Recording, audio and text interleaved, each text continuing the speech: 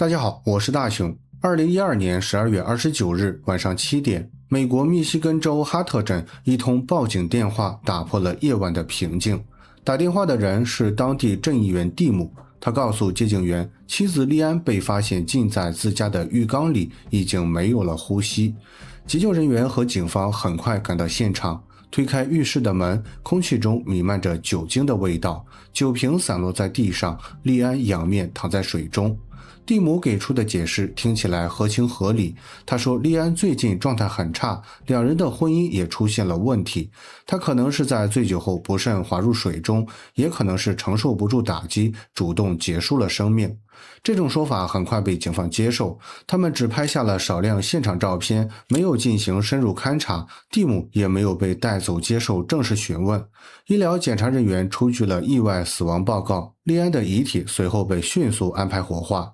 這起死亡似乎已經有了結論，可就在第二天，一個年輕女人出現在蒂姆家門口，手裡拎着行李，她叫傑米。就在不久前，她剛被莉安憤怒地趕出家門，可現在莉安的葬禮還沒有舉行，傑米已經準備重新搬進這個她曾經借住過的地方。莉安死了，傑米回來了，兩件事情之間只隔了一天。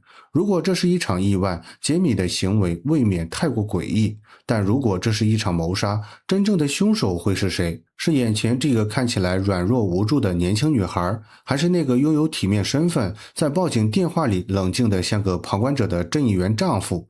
要想弄清浴缸裡究竟發生了什麼，我們必須要回到一切開始的地方，看看這扇原本通向善意的大門是如何被一步步從內部撬開的。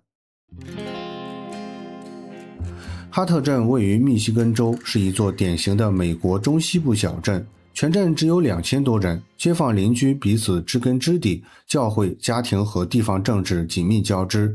在這樣的熟人社會裡，一個家族多年積攢的聲譽，有時會比權威更具分量，甚至可以左右很多事情的走向。蒂姆香農家就是當地備受尊敬的家族之一。蒂姆的父親是一名醫生，家境優渥，在鎮上擁有廣泛的社會關係。蒂姆本人則擔任鎮議會議員，參與審議地方條例、財政預算和警務經費等公共事務。在參加會議時，他常常把關注家庭暴力掛在嘴邊，還曾多次提議增加相關防治項目的經費。可外人不知道的是，這位在會議桌上高談闊論反家暴的男人，在面對自己的婚姻時，卻是另一副模樣。事實上，蒂姆遠沒有表面上那樣成功。他沒有完成大學學業，工作經歷零零碎碎。雖然頂着議員的頭銜，但他一家的生活開支主要依靠富裕的父母。他習慣了在需要花錢時向父親伸手，也習慣了在父親面前低頭。父親對這個兒子並不滿意，蒂姆沒有完成家族期待的教育，也沒有建立一份真正獨立的事業，成年結婚生子都沒有改變他在家族內部缺乏底氣的現狀。只要香農這個姓氏還在，他依然可以在外人眼中扮演一個有社會地位的男人，但一旦回到家庭內部，他仍然是那個不敢承擔責任，只會伸手要錢的兒子。而他的妻子莉安與他完全不同。莉安從小成績優異，聰明過人，認識他的人都覺得，如果他繼續完成學業，一定會成為一名優秀的大學教授。但命運拐了個彎，她認識了蒂姆，懷孕結婚，人生的重心徹底轉向了家庭。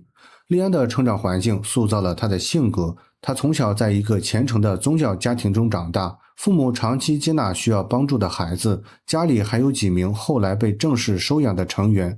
照顧別人幾乎是莉安最熟悉的生活方式，她習慣在別人有困難時伸出援手，也習慣把自己的需求放到最後。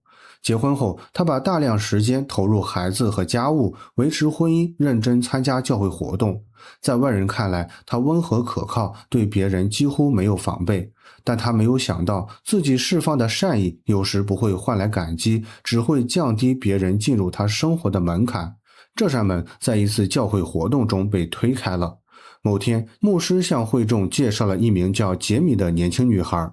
傑米曾在寄養系統中輾轉，經歷過忽視和虐待，與最後一位寄養母親的關係也徹底破裂。她失去了穩定住所，流落街頭，只能靠教會的幫助生活。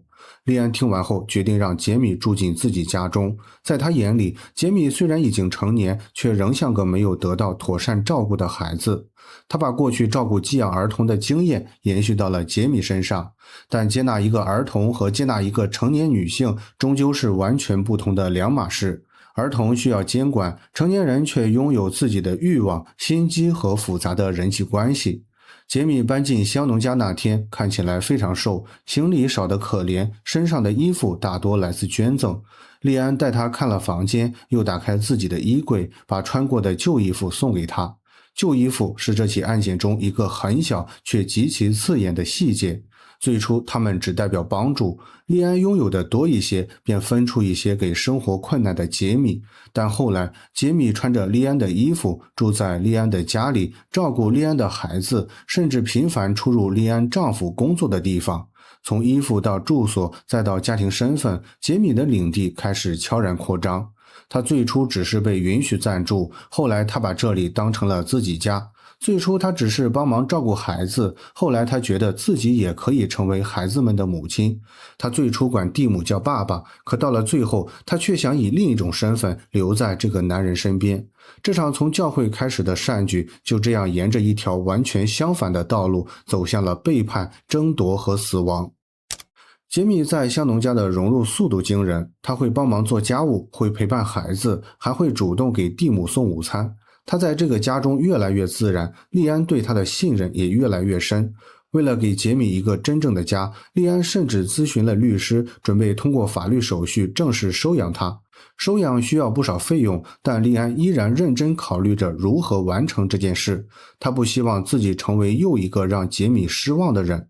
然而，就在莉安準備辦理收養手續，讓傑米在法律上成為女兒的時候，傑米和蒂姆之間的關係已經越過了紅線。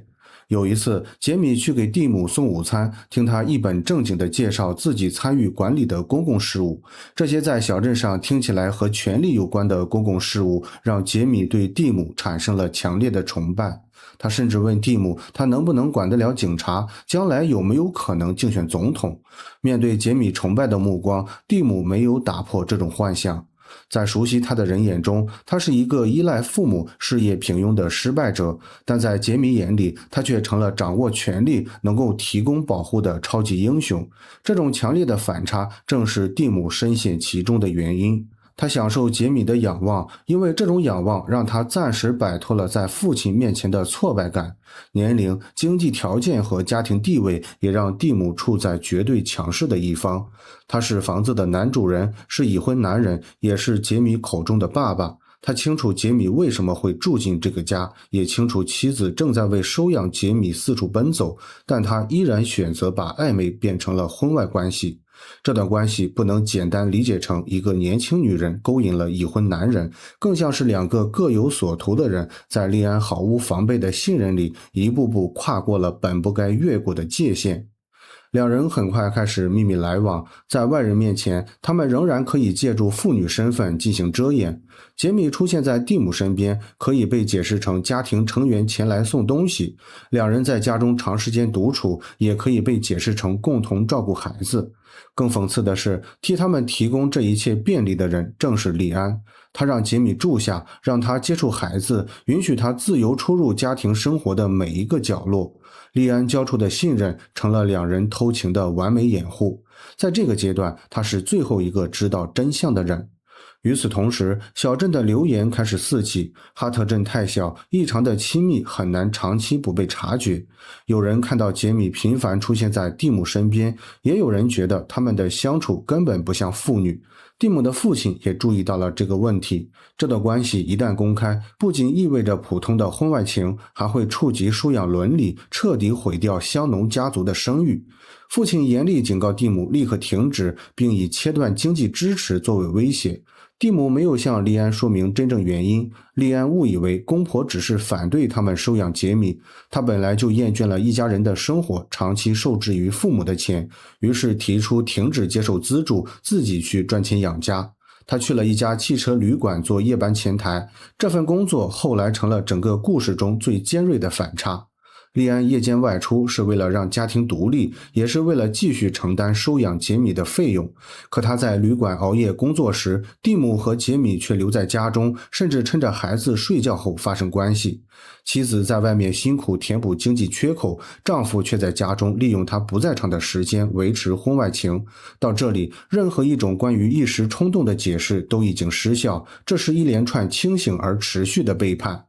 隨着關係加深，傑米不再願意只做一個隱藏在暗處的情人，他開始要求蒂姆做出選擇，希望他離開莉安，與自己公開生活。在傑米的日記裡還出現了一段令人毛骨悚然的記錄，他寫道自己將會被愛，而同時也將會發生一場自殺。這句話無法單獨證明他做了什麼，卻至少表明在莉安死亡之前，傑米已經把愛情的實現與某個人從世界上消失放在了同一段想象裡。最終，蒂姆和傑米決定向莉安攤牌。那天，莉安看到兩人神情異常，還以為問題出現在收養手續上，她甚至為進度太慢感到抱歉。然而，蒂姆告訴她，他不想再收養傑米了，而是想要和他在一起生活。這一刻，莉安原有的世界觀徹底塌陷，丈夫不再是丈夫，準養女也不再是女兒，兩人借助她建立的家庭關係互相靠近，如今卻要求她接受自己成為多餘的一方。莉安的憤怒到了極點，要求傑米立刻滾出自己的家。爭執中，他試圖收回送給傑米的那些舊衣服，傑米不僅拒絕歸還，還用極其羞辱性的言語攻擊莉安的身材，並宣稱自己比莉安更適合做孩子們的母親。這句話徹底暴露了傑米的真正野心，他爭奪的不只是蒂姆，他還想要香農家族的生活，想要孩子們的依賴，想要女主人的位置。傑米最終被趕出了家門，住進了條件極差的臨時住所，但他和蒂姆的關係並沒有結束。蒂姆向莉安提出離婚，莉安堅決拒絕。宗教信仰、對孩子們的牽掛以及對婚姻的巨大投入，都讓他無法接受用離婚來成全背叛。更何況，犯錯的人不是他，他沒有義務主動離開自己的家。但對蒂姆來說，莉安的拒絕意味着一個越來越棘手的難題。如果他堅持用正常的方式結束這段婚姻，就必須公開面對這場醜聞，處理財產分割和孩子的撫養權，還可能徹底失去父母的經濟支持。蒂姆想要傑米，想要保住現有生活，也想繼續享受香農這個姓氏帶給他的體面，他唯獨不想做的就是承擔代價。婚外情曝光後，莉安的狀況迅速惡化。她過去幾乎不喝酒，此時卻開始借助酒精麻痹痛苦。親屬嘗試聯繫她時，發現她已經很難正常交流。兩人先摧毀了她熟悉的家庭，而她遭到打擊後的崩潰，又恰好為後來的死亡提供了一個看似合理的解釋。2012年12月29日，也就是案發當天，傑米曾回到香農家，隨後帶着孩子們離開，蒂姆則留在了房子裡。當時喝過酒的莉安正在浴室，蒂姆走進去，再次要求她搬出去，莉安拒絕，两人爆發了激烈爭吵。此後究竟發生了什麼？在很長的一段時間裡，只剩下蒂姆的一面之詞。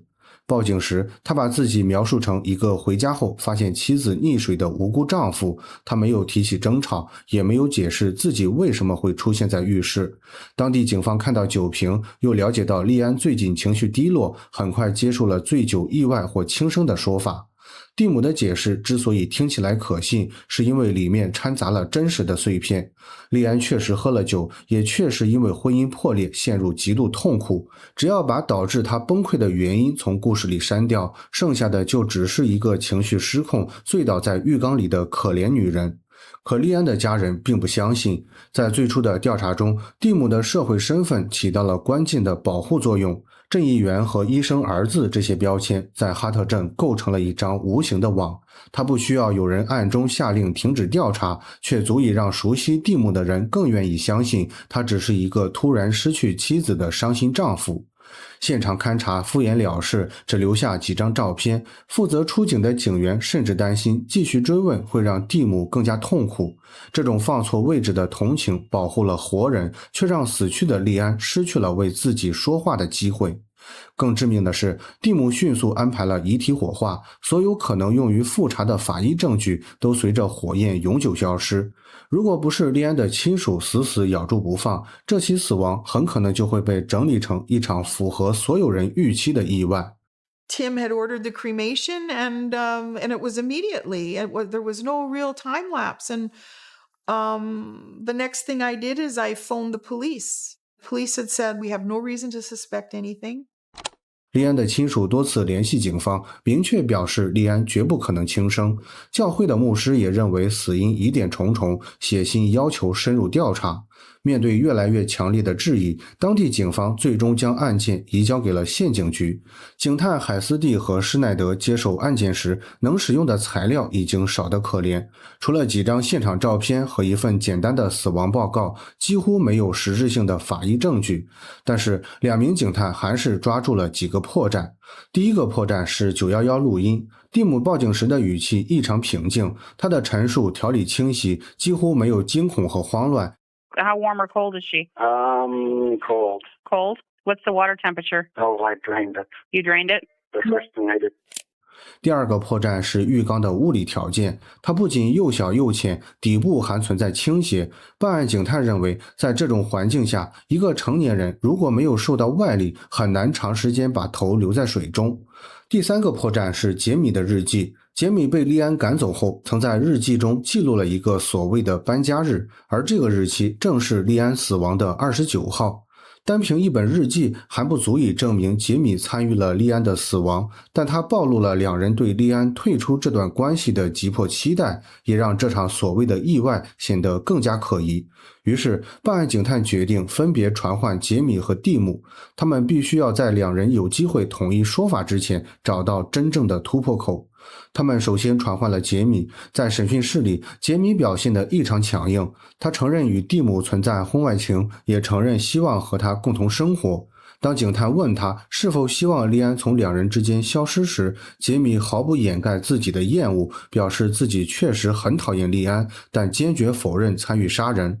在3個小時的審訊中，傑米始終沒有鬆口，沒有直接證據，警方無法對他提出謀殺指控。審訊結束後，警探立刻派人盯住傑米，同時趕到蒂姆的住處，他們必須要搶在兩人聯繫之前將蒂姆帶回警局。蒂姆顯然沒有料到案件會重新啟動，在他看來，死亡證明已經簽署，遺體也已經火化，案子早就結束了。於是他毫無防備地跟着警探來到了警局。審訊室裡，蒂姆再次講起了自己回家後發現妻子沉在水裡的故事。警探靜靜聽完，隨後突然問他是否與傑米存在婚外情。蒂姆愣了一下，警探告訴他，他們不是道德警察，不在乎他和誰有婚外情。這句話卸下了蒂姆的第一層心理防線。他承認了婚外情，還試圖把一切解釋成普通的家庭矛盾。就在這時，警探直視他的眼睛，問出了那個致命的問題，是不是他殺死了莉安？在此之前，傑米硬扛了3個小時，而蒂姆只堅持了30分鐘。他的防線開始崩潰，隨後說出了一句話，他從來沒有想讓莉安死，他只是想讓她搬出去。這句話徹底改變了案件的性質。警探立刻停止詢問，向蒂姆宣讀了相關權利。蒂姆沒有要求律師介入，而是繼續交代了那天浴室裡發生的一切。他承認自己進入浴室要求莉安搬走，遭到拒絕後，兩人開始大聲爭吵。隨着衝突升級，他動了手，最終將妻子強行按入水中。那只又淺又小的浴缸終於恢復了它的真正意義。它不是莉安醉酒後偶然滑入的陷阱，而是蒂姆用暴力解決婚姻障礙的行刑場。直到這一刻，答案才終於浮出水面。那個在報警電話裡冷靜得像個旁觀者的丈夫，並不是回家後才發現妻子沉入水中，他就是那個親手把她按進水裡的人。蒂姆最終接受了認罪協議，承認犯下2級謀殺罪，被判至少13年監禁。許多親屬和當地居民對這個刑期感到非常憤怒，他們認為一條人命換來13年監禁，正義並沒有得到完全伸張。I feel very angry that he killed Leanne. Justice is not being served in this case. Definitely, if you're rich and powerful, you can buy anything that you want, including getting away with murder. 這起悲劇提醒我們，善意從来不等於放棄判斷，幫助也不應該取消邊界。一個人值得同情，不代表他有权利侵入你的全部生活。一個人曾經受過傷，也不代表他後來造成的傷害可以被原諒。感謝大家的收聽和收看，我是大熊，下期見。